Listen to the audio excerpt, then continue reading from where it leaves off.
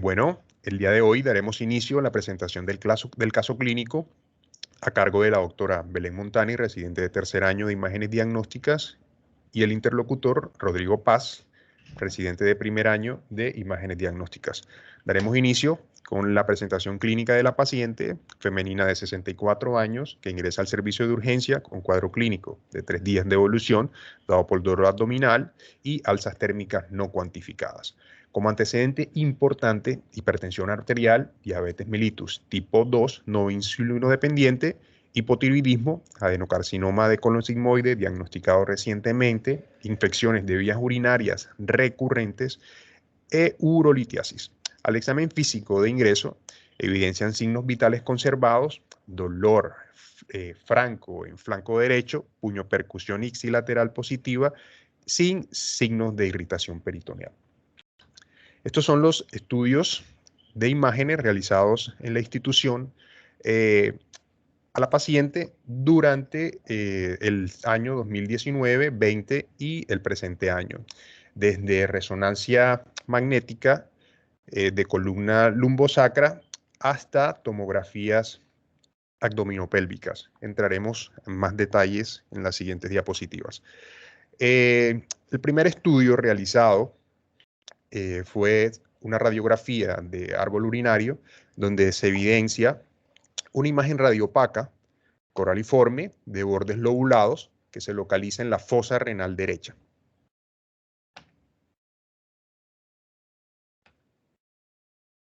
En la tomografía abdominopélvica, aquí podemos evidenciar en un plano de adquisición axial con contraste en fase arterial, como se evidencia riñones agrandados, dismórficos, con pérdida de la relación córtico-medular y múltiples imágenes litiásicas de topografía piélica y en la corteza, y cómo se evidencia la dilatación de la misma con áreas de baja densidad a nivel calicial.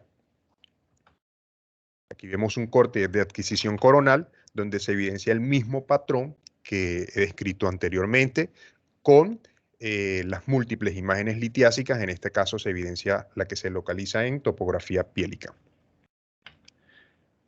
Aquí vemos en las distintas fases de adquisición y las distintas fases de contraste en planos de adquisición axial de tejidos blandos, donde se evidencia las litiasis, tanto piélicas como en la corteza, y en la fase arterial vemos cómo se da el realce a nivel cortical y perilesional de las lesiones, persiste en la fase de equilibrio las mismas imágenes y vemos cómo en la fase de excreción o fase renal se evidencia un retardo en la secreción del medio de contraste, comparativamente con el riñón izquierdo, que no se evidencia ninguna patología. Las mismas imágenes de lo anteriormente descrito. Aquí evidenciamos la morfología de la litiasis de características coraliformes que se evidenciaron en la paciente y la alteración en la secreción del medio de contraste del riñón izquierdo, tanto en corte de adquisición coronal como en corte de adquisición axial.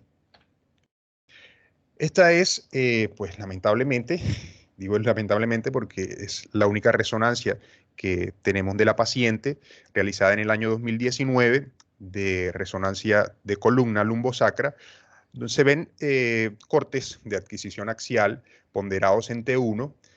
A nivel del riñón izquierdo se ven imágenes hiperdensas, posiblemente compatibles con infiltrados grasos, y se ve imagen hipodensa compatible con litiasis en la corteza renal. Pequeño video para demostrar pues, el corte de las imágenes que alcanzamos a adquirir de la paciente. Con estos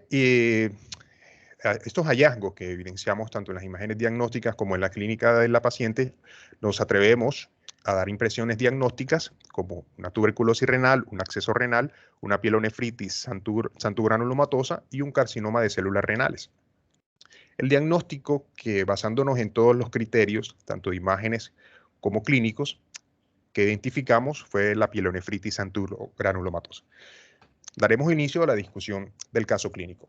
La pielonefritis santuogranulomatosa es un proceso granulomatoso destructivo, crónico, generalmente asociado con infecciones urinarias o pielonefritis crónica, como resultado de una respuesta inmune atípica o incompleta a una infección aguda bacteriana. Como factor de riesgo es más frecuente en una relación de 2:1 en mujeres y se presenta más que todo en pacientes diabéticos en la quinta a la sexta década de la vida. Los patógenos más frecuentes que se han evidenciado en la patología son la Escherichia coli y el Proteus mirabilis, y también se han asociado a otros patógenos como el Staphylococcus aureus, la Klebsiella o la Pseudomonas. La enfermedad se clasifica según el grado de afectación de los tejidos subyacentes en 3 estadios. El estadio 1, cuando la enfermedad se limita al parénquima renal.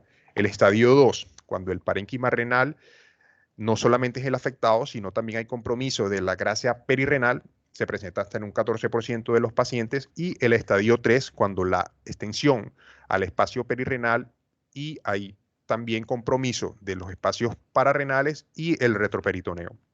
Y también se clasifica según el compromiso renal, que se clasifica en difusa, que se presenta en el 90% de los pacientes cuando hay compromiso de la gran mayoría del riñón afectado, y la forma focal o segmentaria.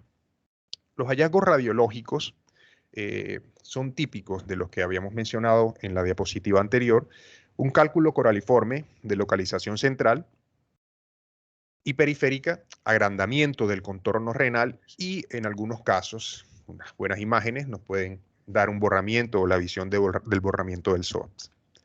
Los hallazgos ecográficos son aumento del tamaño renal, una extensa filtración de grasa piélica y múltiples imágenes hiperecogénicas con sombra acústica posterior que son compatibles con las calcificaciones a los diferentes niveles, tanto piélicas como en la corteza renal, que generalmente encontramos en este tipo de pacientes. También hay caliectasia y se evidencia tejido santogranulomatoso homogéneo que siempre en esta patología desplaza el parénquima renal hacia la periferia.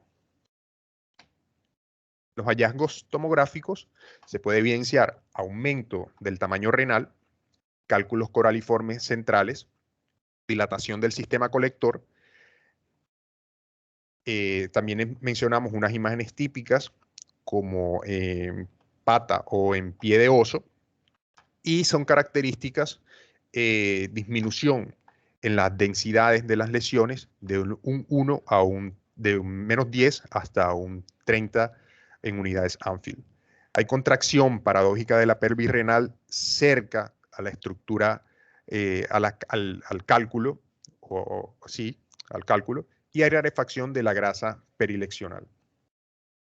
Generalmente encontramos una alteración o falta de la secreción renal en la fase renal, de la alteración en la secreción de contraste en la fase de excreción renal.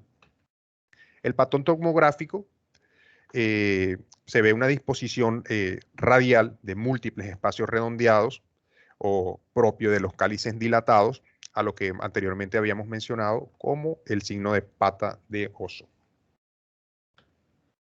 Hallazgos en la resonancia magnética se evidencia un parénquima renal comprimido con los cálices dilatados, isointenso en T1 e hiperintenso en T2, con o sin realce parietal marcado en la tomografía. Y se ven áreas de susceptibilidad magnética propia de los cálculos. En la patología macroscópica se ve abundante tejido adiposo perirrenal, la pelvis renal dilatada con secreción purulenta, y se ven imágenes nodulares amarillentas propias de infiltración grasa de neutrófilos propios de la patología. El tratamiento no tiene una terapia, generalmente una terapia específica, es conservadora, se practica la nefrectomía quirúrgica, que generalmente es curativa, y la nefrectomía parcial en casos de afectación focal. Con respecto a los diagnósticos diferenciales, ¿por qué no pensamos en una tuberculosis renal Generalmente es una patología poco frecuente y que está asociada a alteraciones extrapulmonares, evidenciadas en la tomografía de tórax o también en otros hallazgos, pero el compromiso parenquimatoso renal secundario a la necrosis gaseosa es muy diferente a lo evidenciado en la patología santogranulomatosa, generalmente asociado a engrosamiento de la pelvis renal con hidronefrosis, manifestaciones extrarrenales como son el compromiso o la fibrosis de uréter y de la pared de la pared vesical. Las calcificaciones tienden a ser amorfas y hay calcificaciones de los ganglios mesentéricos y suprarrenales. La presencia de tuberculomas es más frecuente en los inicios de la enfermedad y los síntomas no son específicos. Aquí vemos cómo se ve la afectación del uréter propios del engrosamiento de la pared en todo el recorrido del uréter. El acceso renal también es uno de los diagnósticos diferenciales que planteamos, pero en las imágenes del acceso renal se ven áreas bien definidas de baja intensidad con realce periférico y no central. Las paredes son generalmente gruesas, irregulares. Hay presencia de gas mayormente que en la pielonefritis santuinogranulomatosa. Se presentan como masas solitarias mayormente o también múltiples. Y muy frecuente encontrar rarefacción de la grasa perirrenal. El carcinoma de células renales es otro de los diagnósticos. Pues generalmente la relación hombres o mujeres aquí es totalmente contraria, dado que se ve más que todo en hombres en una relación de un 2:1.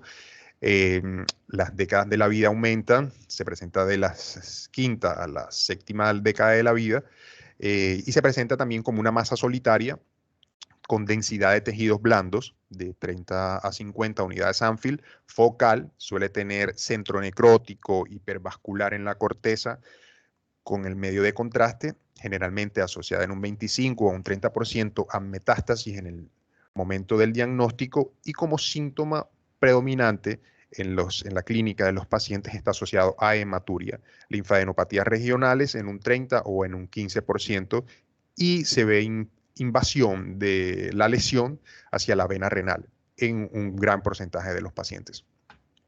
Esta es la bibliografía en la cual sustentamos todos los hallazgos evidenciados y lo dispuesto en la presentación del caso. Muchas gracias.